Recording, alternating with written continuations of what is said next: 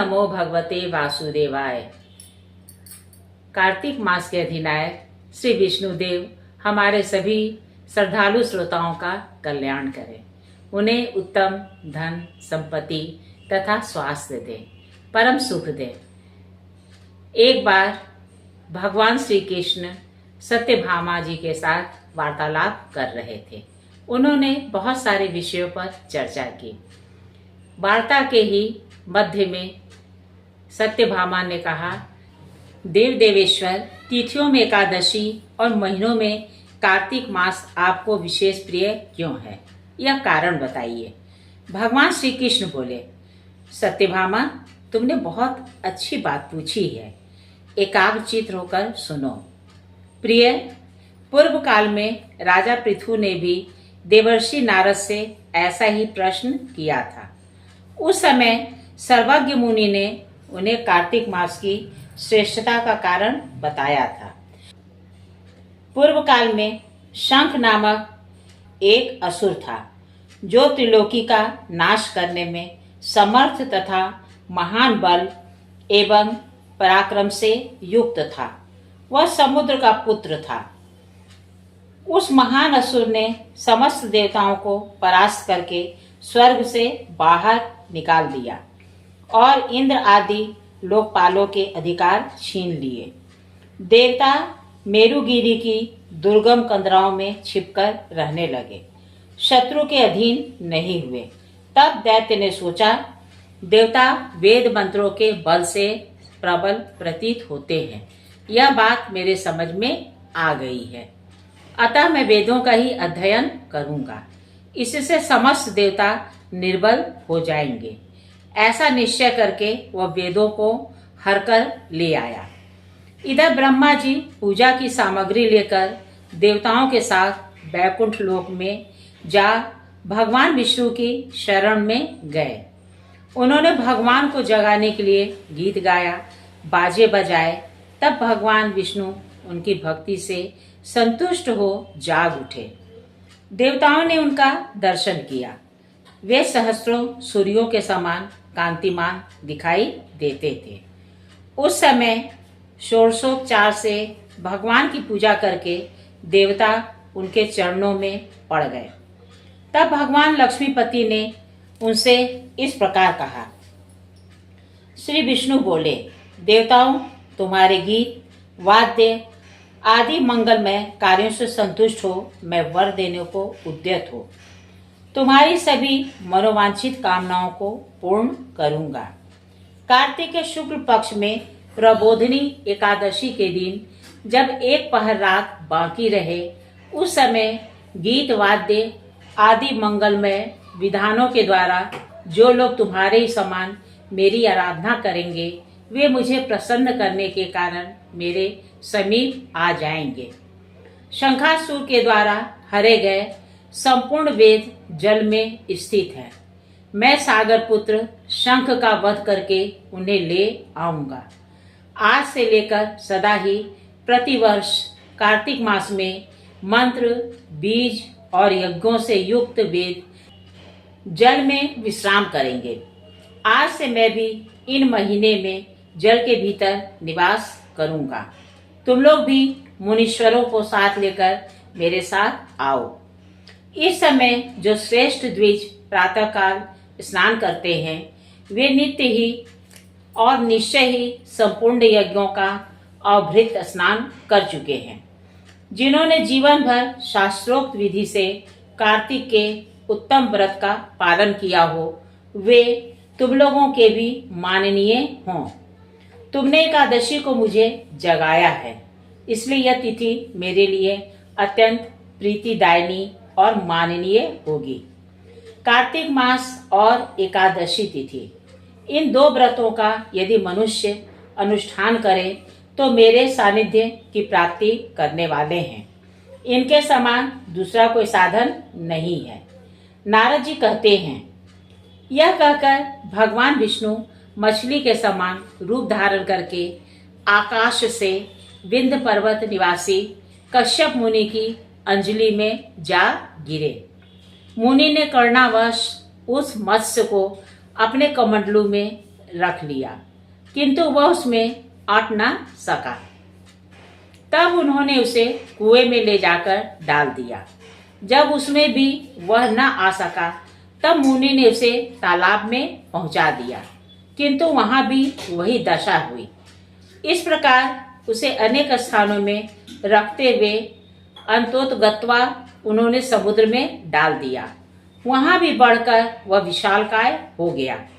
तदनंतर उन मत्स्य रूपधारी भगवान विष्णु ने शंखासुर का वध किया और उस शंख को अपने हाथ में लिए वे बद्री वन में गए।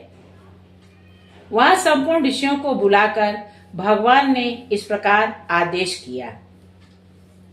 श्री विष्णु बोले, महर्षियों, जल के भीतर बिखरे हुए वेदों की खोज करो और रहस्यों सहित उनका पता लगाकर शीघ्र ही ले आओ।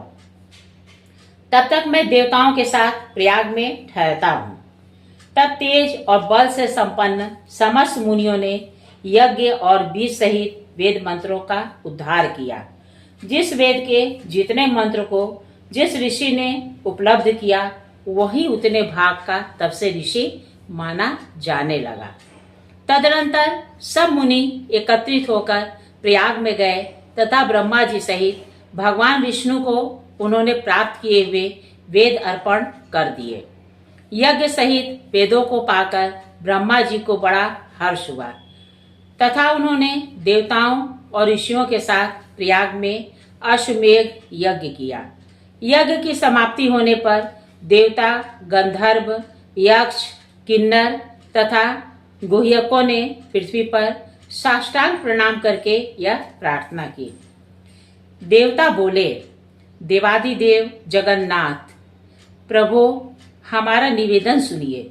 हम लोगों के लिए यह बड़े हर्ष का समय है, अतः आप हमें वरदान दें।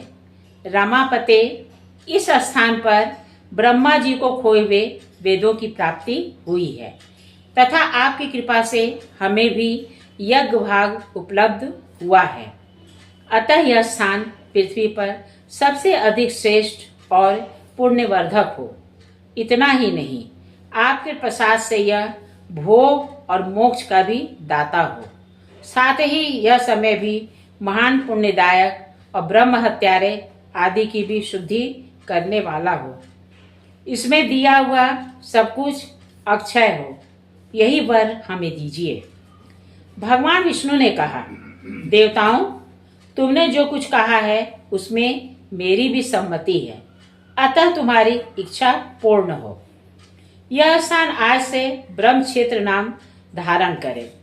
सूर्यवंश में उत्पन्न राजा भगीरथ यहाँ गंगा को ले आएंगे और वह सूर्य कन्या यमुना जी के साथ यहाँ मिलेंगी। ब्रह्मा जी सहित तुम संपूर्ण देवता भी मेरे साथ यहाँ निवास करो। आज से यह तीर्थ तीर्थराज के नाम से विख्यात होगा।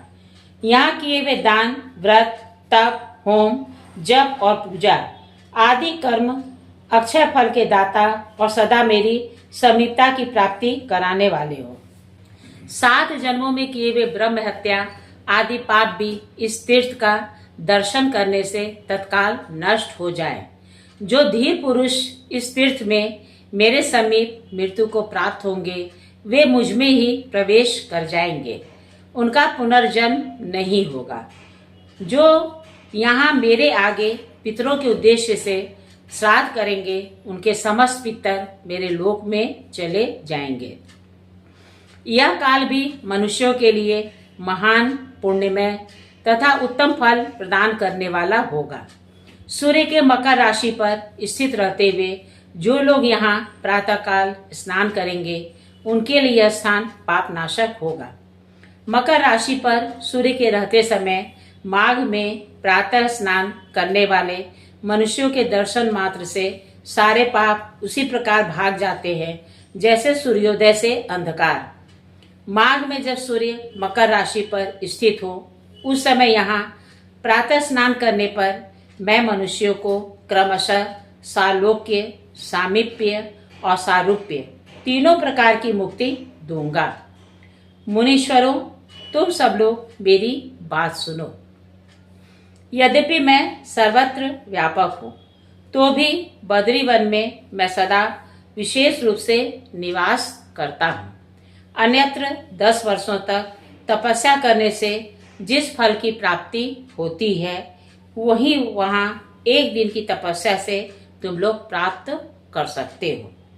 जो नरश्रेष्ठ उस स्थान का दर्शन करते हैं, वे सदा के लिए जीवन मुक्त हैं। उनके शरीर में पाप नहीं रहता। नारद जी कहते हैं, देवाधिदेव भगवान विष्णु देवताओं से इस प्रकार कहकर ब्रह्मा जी के साथ वहीं अंतर्ध्यान हो गए तथा इंद्र आदि संपूर्ण देवता भी अपने अंशों से वहां रहकर स्वरूप से अंतर्ध्यान हो गए।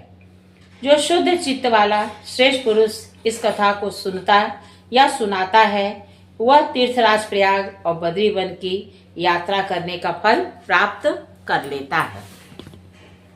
कहिए मेरे श्रद्धालु श्रोताओं, आप लोगों को मेरे द्वारा कही गई कथा कैसी लगी? अगर अच्छी लगी हो तो कृपया इसे लाइक और सब्सक्राइब कीजिएगा। नमस्कार।